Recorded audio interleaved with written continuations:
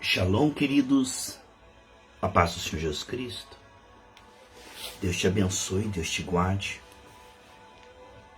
Domingo estamos aqui, a ceia do Senhor, hoje à noite, na Gerados pela Graça aqui em Curitiba. Estamos felizes, muito agradecidos a Deus, com grande expectativa. Continuamos com essa série sobre a excelência ao Senhor. Isso tem tudo a ver com a graça. Começamos este processo totalmente fragilizados, imperfeitos, pobres, cegos, nu, miseráveis. A graça vai nos fortalecendo para o bem, nos ajudando, nos fortalecendo, nos guiando. Então, há muita imperfeição do nosso lado humano e muita competência do lado da graça. O Senhor nos pega no nível zero de santificação e vai nos levantando. E eu fico maravilhado com o poder do Senhor, como ele diz: conhecereis a verdade vos libertará. Se pois o Filho vos libertar, verdadeiramente sereis livres. Eu fico maravilhado em ver o trabalhar de Deus, pegando um pecador e o transformando em santificado, pegando uma pessoa que amava o pecado e começa a se apegar no Senhor. Aqui em Amós, capítulo 3, versículo 7 diz: certamente o Senhor Jeová não fará coisa alguma sem ter revelado o seu segredo aos seus servos, os profetas. Então, meus amados, queridos irmãos, nossa capacidade de compreender o que Deus está falando na carne, zero. Mas quando o Espírito Santo veio habitar em nós, que nos ajude em nossas fraquezas, uma das responsabilidades por amor voluntário do Espírito Santo é nos fazer compreender o que ele está falando, nos ajudar a crer e a praticar. É o novo querer, o novo efetuar, sabe? Então, essa capacidade, ela é toda do Senhor. A Bíblia diz: esperai inteiramente na graça. Aquele que começou em nós a boa obra é fiel para ir completando. Filipenses 1,6. Aquele que nos pegou no nível zero de espiritual, morto espiritualmente, ressuscitou o nosso espírito, nos assentou nas regiões celestes, Efésios 2,6, e começou em nós uma obra, de dentro para fora. Então, esta capacidade que ele nos dá pela sua presença, de crer, de confiar, de perseverar, essa capacidade de entender o que ele está falando e de praticar o que ele está falando, ela é toda da alçada da graça. Sem ele nós não conseguiríamos. Ele diz em João 15,5: sem mim nada podeis fazer. Essa produtividade espiritual, essa excelência espiritual vem por causa da queda, né? Adão e Eva pecaram, suas vistas foram afetadas. Satanás disse para Eva: se você comer da árvore da dependência, seus olhos serão abertos. Na verdade, foram abertos para a ótica do inimigo, né? Fortalezas foram criadas. O homem foi programado para crer na mentira. O diabo mentiu que as vistas seriam abertas. Na verdade, a visão foi fechada. Tanto que Adão e Eva, que tinham prazer em Deus, começaram a ter medo e se esconderam. Então há um problema sério de fortalezas mentais, aonde o homem vive escravo do medo, da ansiedade, da preocupação, aonde não há motivo para isso, porque Jesus venceu na cruz do Calvário e nos deu a liberdade. Somos livres em Cristo. Portanto, essa liberdade, ela precisa ser percebida e manifesta só com o auxílio do Espírito Santo.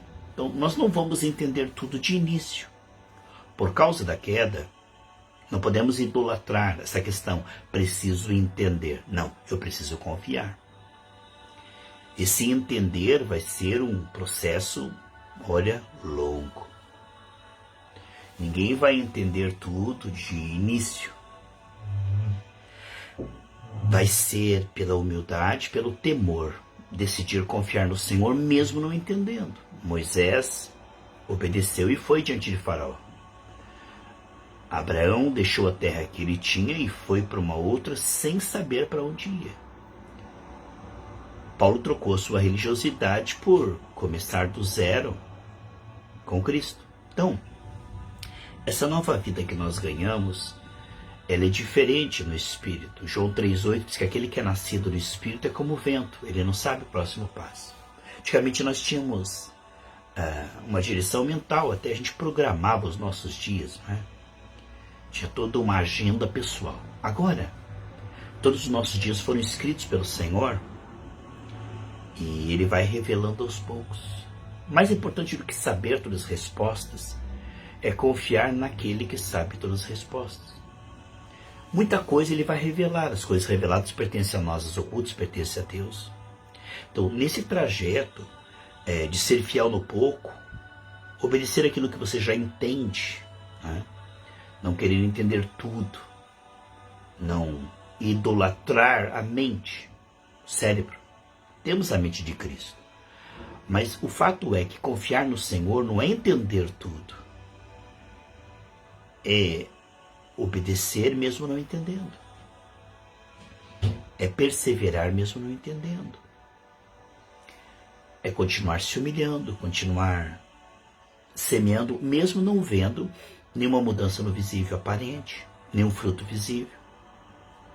Então essa capacidade de perseverar, mesmo não entendendo, mesmo não tendo resultados imediatos, honra a Deus. E é exatamente a humilhação de Adão e Eva da carne é essa. Como a serpente diz, olha, se você comer do fruto da independência, os olhos serão abertos. Agora está. É exatamente aqui que não começa o processo. Nós não vamos ver por vista, mas por fé, segundo a Coríntios 5,7.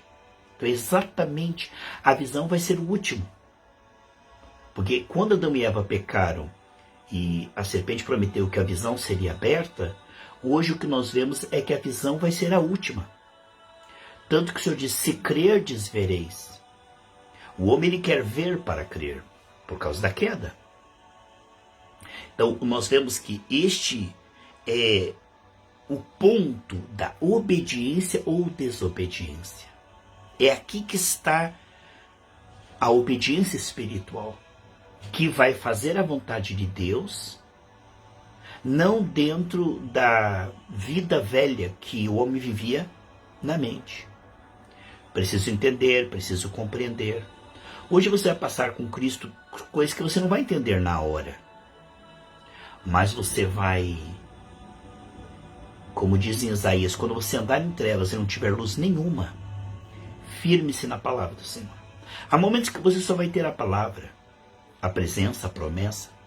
Há momentos em que você não vai ter as respostas nem as soluções imediatas, pirlim-pim-pim, mágica, não. Você vai orar, não vai ter resposta imediata. Você não vai entender o que você está passando.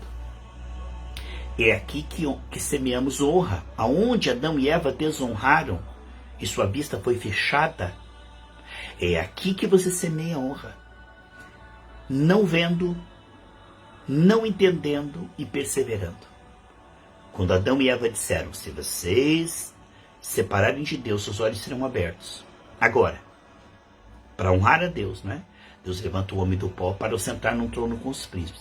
Vai haver o caminho contrário. A visão vai ser a última. Aí que temos a fé. A fé está baseada no que não vemos. O reino de Deus não vem com aparência visível. Então, você não vai ver primeiro a cura para depois acreditar na cura. Você vai orar, você vai perseverar e tudo que você vai sentir no seu corpo é enfermidade. No entanto, em Cristo, você merece a cura, porque Ele pagou para que você seja próspero, saudável, cheio do Espírito Santo. Deus não negou nada a Cristo. Isso te pertence, é herança. Pelas suas pisaduras você foi curado. Portanto, a cura é uma realidade na Bíblia e no mundo espiritual, não primeiro no seu corpo. Você tem isso como promessa, mas não como no físico primeiro. Você não vai ter a cura primeiro no físico. Ah, apareceu no corpo. Não, não vai aparecer no corpo. No corpo vai aparecer por último. Há todo um trabalho de Deus, como Ele é autor e consumador da fé, há todo um trâmite, né? Que Ele vai ter que despertar você para viver por fé e não por vista. Abraão creu contra a esperança durante algum tempo. Seu corpo amortecido, e ele decidiu crer na palavra. Isso honra a Deus, sabe? Você semeia honra, você colhe honra. E você honra a Deus quando você crê na palavra, mesmo vendo, sentindo o contrário. O homem desde a queda, ele vive pelo que ele vê, pelo que ele ouve, pelo que ele cheira, né? Pelo tato. E agora viver pela fé, o justo viverá pela fé, é um caminho que é loucura para a nossa carne. É um absurdo. Como vou viver pela fé? Como é que eu sou próspero se o boleto está vencido? Como é que eu estou curado se eu estou sentindo dores no meu corpo? Como é que minha família está salva se eles não querem nada com o Senhor? Então, do começo ao fim, né, como diz, se demorar, se tardar, espera, o justo viverá pela fé. Se ele retroceder, minha alma não tem prazer nele. Esse trabalhar e esse contraste entre o que Adão e Eva nos colocaram,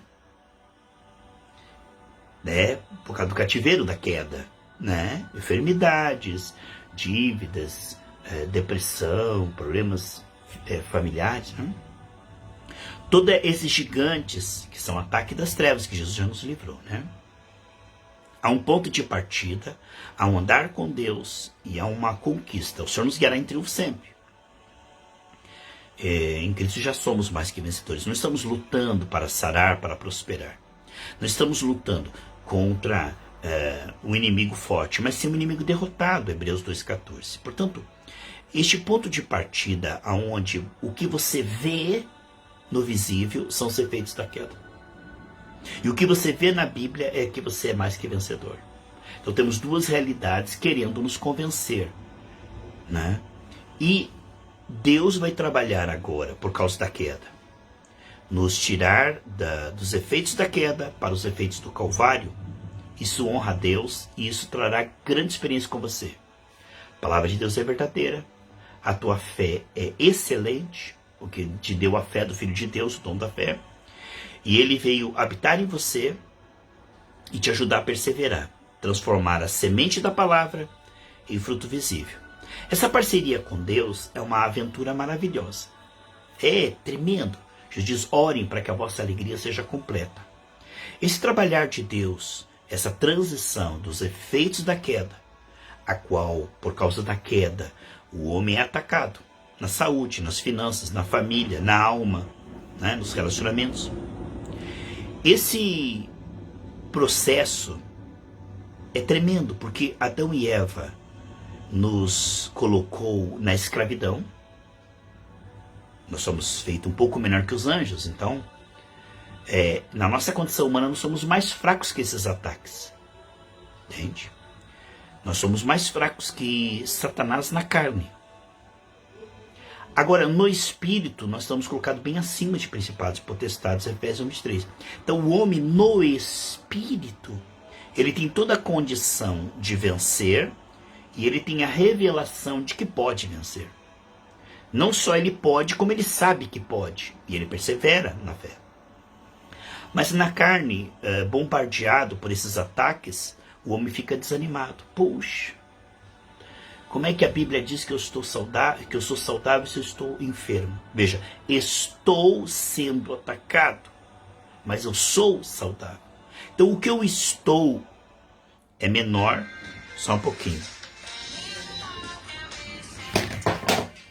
Só um pouquinho. Pronto. Então o que eu estou é temporário, apenas temporário. Mas o que eu sou, assentado na região celeste, é superior, muito superior. Então a minha condição de espírito de saúde, espírito de santificação, bem maior que as tentações, sou um espírito de prosperidade, né? O Senhor é meu Pai, sua natureza é prosperidade. Nós somos um com Ele no espírito, 1 Coríntios 6,17. Então nós somos um espírito de prosperidade, um espírito de saúde, nós somos um espírito de santificação em Cristo, mas temos uma carne. Então, temos duas vozes aqui, e duas propostas muito claras. A carne com suas impressões temporárias e o espírito com a verdade absoluta. A verdade e a realidade visível. Esse é o trabalhar do Senhor, nos tirar da dimensão do medo para a dimensão da fé. No espírito eu consigo entender essas coisas. E consigo perseverar, mesmo não vendo o fruto imediato. Abraão soube perseverar, mesmo não vendo o seu filho Isaque de um dia para a noite. Então há coisas que você vai orar, vai acontecer em um segundo.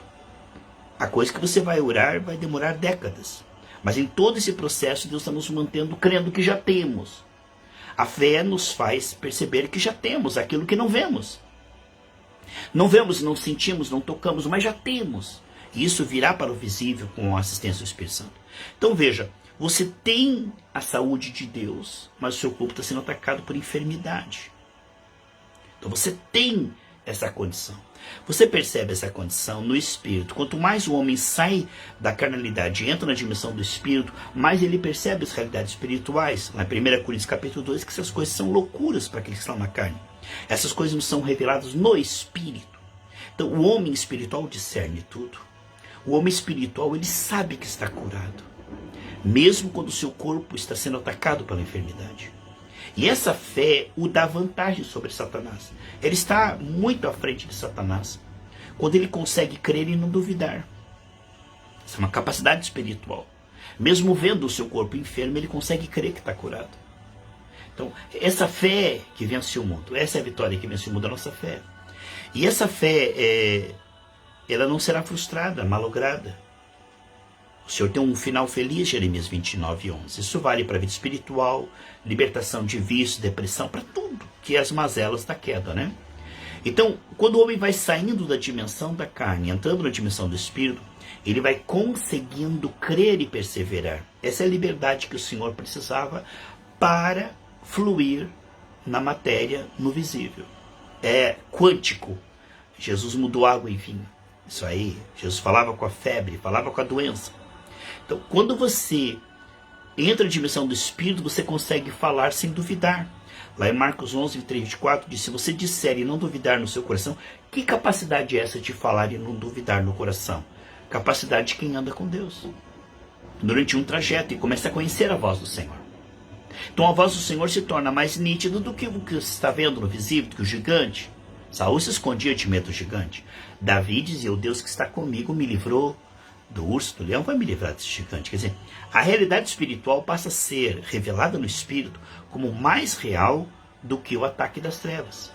Então, no Espírito, nós conseguimos crer e perseverar.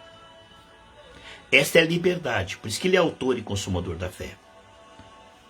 Essa é a liberdade que o Senhor tem e a legalidade para fluir rio de água viva através de nós. Porque os céus são os do Senhor. São os céus do Senhor, mas a terra ele deu aos filhos dos homens. E essa transição de trazer a dispensa de Deus, porque a graça é a mão que dá, a fé é a mão que consegue pegar e manifestar. Olha o que Deus está nos treinando, a receber e a manifestar, falar sem duvidar. Então, este é o domínio manifesto. Deus fez o homem, né? Imagem e semelhança do domínio. E esse domínio restaurado, essa capacidade de crer e manifestar, sem duvidar, é todo um trajeto. Porque Deus pega um homem caído, cheio de dúvidas, temores, paixões, pobre, cego, nu, miserável. Deus pega o homem, todos pecaram e carecem da glória de Deus, no nível zero. Deus pega o homem no nível zero. E ele vai trabalhando e nos tirando da dimensão da carne para a dimensão do espírito. Então isso é altamente benéfico. Não só para nós. Paulo dizia para Timóteo, olha Timóteo, você medita nessas coisas, cuida da sua vida espiritual, porque fazendo assim, te salvarás a ti e aos que te ouvem. É altamente benéfico quando o homem vai entrando na dimensão do espírito, da frutificação, da fé. Ele vai entrando numa dimensão totalmente nova, aonde ele vai viver pela palavra, não pelo que ele está vendo, tocando. As realidades espirituais se tornarão mais reais, porque o mundo espiritual é mais real do que o visível. Quando Daniel prevaleceu no mundo espiritual, apareceu no visível a solução com essas inimigas reconstruir a cidade e o templo. Quando Daniel prevaleceu no mundo espiritual, quando o anjo venceu aquele principado, no visível tudo responde. Então, quando você prevalece no espiritual, o teu corpo vai sarar. Tuas finanças, tua família, tua vida na alma, todas as áreas vão sarar. É fácil para Deus fazer isso. O mais difícil é Ele nos convencer que Ele pode. Deus tirar o povo do Egito é fácil. Agora, convencer a Moisés que Ele pode e levar Moisés a agir profeticamente foi um trabalhão. O maior trabalhar de Deus não foi tirar o povo do Egito. Foi tirar Moisés das dúvidas, medos, timidez, traumas complexos e o levar diante de Faraó para agir profeticamente. Pensa nisso, pessoal. Deus te abençoe e que você possa fazer realmente este processo com Deus, de carnal para espiritual, de andar por vista para andar por fé e perseverar, porque grande vai ser a colheita. O que leva a preciosa semente chorando, voltará com alegria colhendo seus feixes. Persevere, porque a perseverança honra a Deus e Deus honra a perseverança, em nome de Jesus. Mesmo não entendendo, decida confiar. Mesmo não entendendo, decida adorar a Deus, decida servir a Deus, buscar o reino de Deus, sua justiça em primeiro lugar. Mesmo não entendendo, decida buscar o reino de Deus, fazer boas obras. Decida servir ao Senhor de todo o coração. Quem é fiel no pouco, no muito, Deus o vai colocar. Deus te abençoe em nome de Jesus. Deus abençoe, Inês. Deus abençoe em nome de Jesus.